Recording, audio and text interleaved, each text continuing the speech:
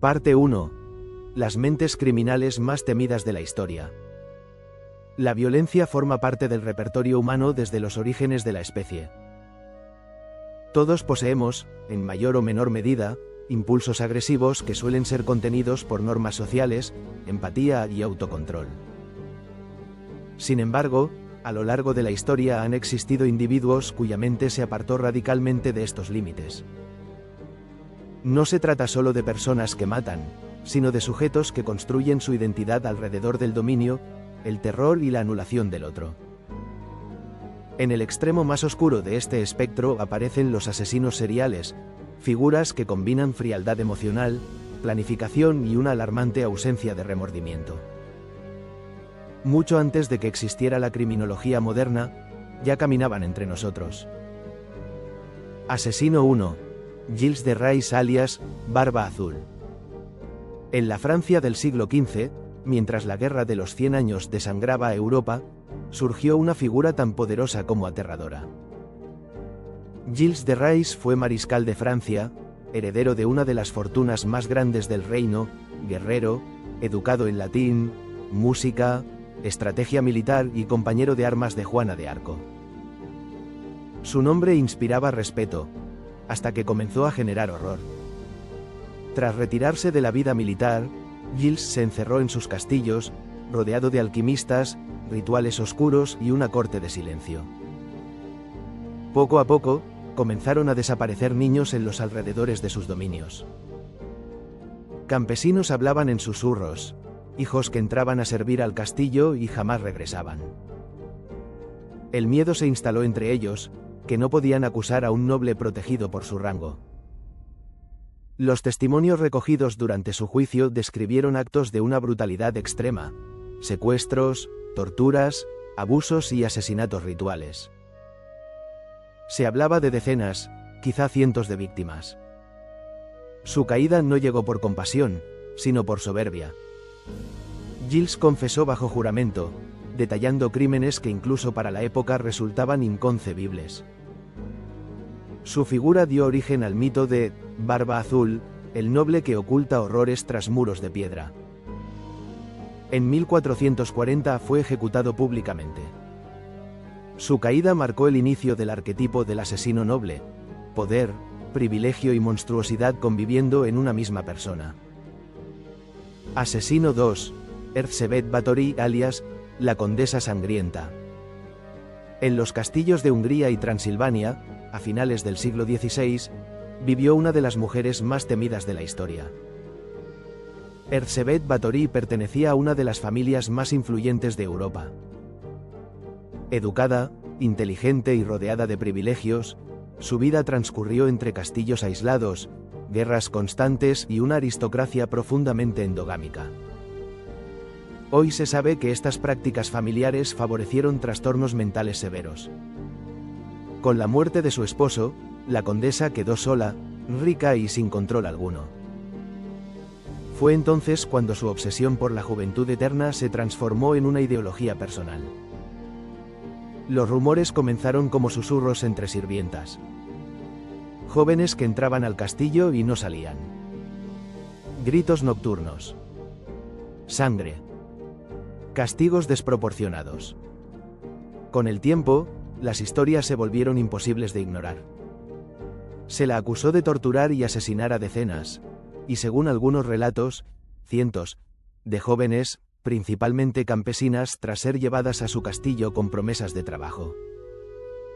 La leyenda más famosa afirma que se bañaba en sangre para conservar su juventud, aunque los historiadores modernos discuten este punto, coincidiendo en que la violencia fue real, aunque el ritual pudo ser exagerado.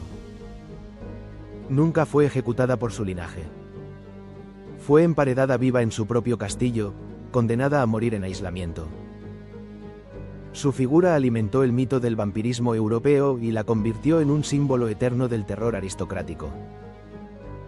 El número de víctimas atribuidas a Báthory oscila entre 80 y más de 600, lo que la convertiría en la asesina serial más letal documentada. Asesino 3. Hermann Webster Mudiet alias el Doctor Torturador. A finales del siglo XIX, Estados Unidos celebraba el progreso, la ciencia y la modernidad. En ese contexto apareció Herman Webster Mudgett, más conocido como H. H. Holmes, un hombre que transformó la ciudad de Chicago en su coto de caza. Mudgett construyó un hotel cerca de la Exposición Universal de 1893. Desde fuera parecía normal. Por dentro, era un laberinto de pasillos falsos, habitaciones selladas, trampas, cámaras de gas y sótanos diseñados para matar. Aprovechándose de su formación médica, Holmes seducía, engañaba y asesinaba. Muchas de sus víctimas eran mujeres jóvenes que confiaban en él. Tras matarlas, diseccionaba los cuerpos y vendía esqueletos a escuelas de medicina. Nunca se supo el número exacto de víctimas. Confesó más de 20 asesinatos, aunque se sospecha que fueron muchos más. Fue ejecutado en 1896.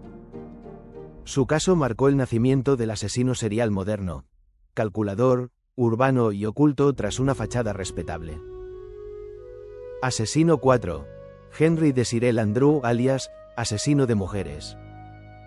Durante la Primera Guerra Mundial, Francia estaba llena de viudas, soledad y desesperación. Henry Desiré Landru supo explotar esa herida social.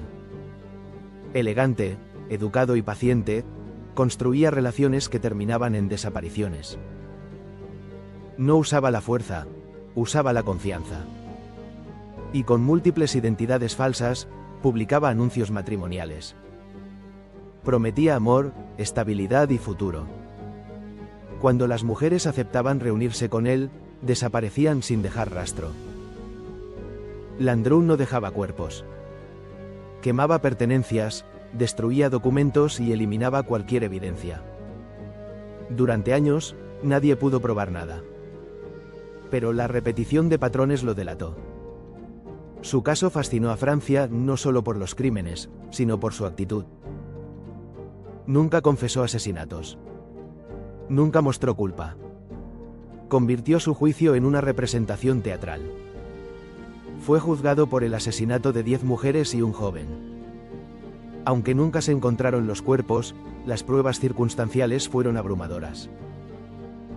Murió en la guillotina en 1922. Su caso demostró que incluso sin cadáveres, la verdad puede salir a la luz. Su figura inspiró directamente el mito moderno de Barba Azul y múltiples obras literarias y cinematográficas. Asesino 5. Albert Fish alias, el maníaco de la luna. Si existe un caso que desafía incluso a la psiquiatría moderna, es el de Albert Fish, uno de los nombres más perturbadores en la historia criminal. No solo por lo que hizo, sino por lo que era.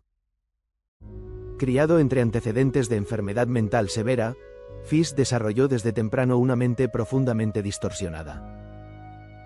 A diferencia de otros asesinos, llevó una doble vida: padre aparentemente normal, criminal secreto. Vivía en Nueva York a principios del siglo XX. Parecía un anciano inofensivo. Pero en secreto, era un sádico extremo, caníbal y abusador de menores.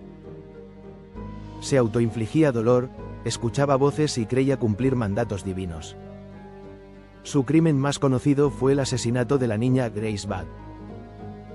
Años después, envió una carta a la familia describiendo con frialdad lo que había hecho. Esa carta condujo a su captura. Fish fue declarado legalmente cuerdo y ejecutado en la silla eléctrica en 1936. Incluso los psiquiatras que lo evaluaron quedaron profundamente afectados. Es el ejemplo del mal absoluto oculto tras una apariencia frágil. Asesino 6. John Jorge. Asesinatos sin cadáveres. Este caso se distingue por una característica inquietante: no había cuerpos. John Jorge fue vinculado a una serie de desapariciones en las que no existían restos físicos, escenas claras ni pruebas directas. Todo se construyó a partir de testimonios, inconsistencias, rastros financieros y patrones de comportamiento. La ausencia de cadáveres no significó ausencia de crimen. Cada desaparición seguía el mismo esquema: contacto, confianza, ruptura total de comunicación. Este tipo de casos revela una evolución del crimen. Matar sin dejar huella, borrar a la víctima de la realidad. Un desafío enorme para la justicia y un recordatorio de que el crimen perfecto es una ilusión, pero algunos se acercan peligrosamente. Pero, su caso marcó un antes y un después en la criminalística moderna, demostrando que incluso sin un cadáver, la verdad puede emerger a través de la química forense. Asesino 7. La pareja asesina de viudas. A diferencia del asesino solitario, aquí el horror fue compartido. Raymond Fernández y Marta Beck representan una variante distinta del mal, la pareja criminal. Esta pareja operaba con un método frío y sistemático: localizar viudas vulnerables, ganarse su confianza y despojarlas de todo, incluida la vida.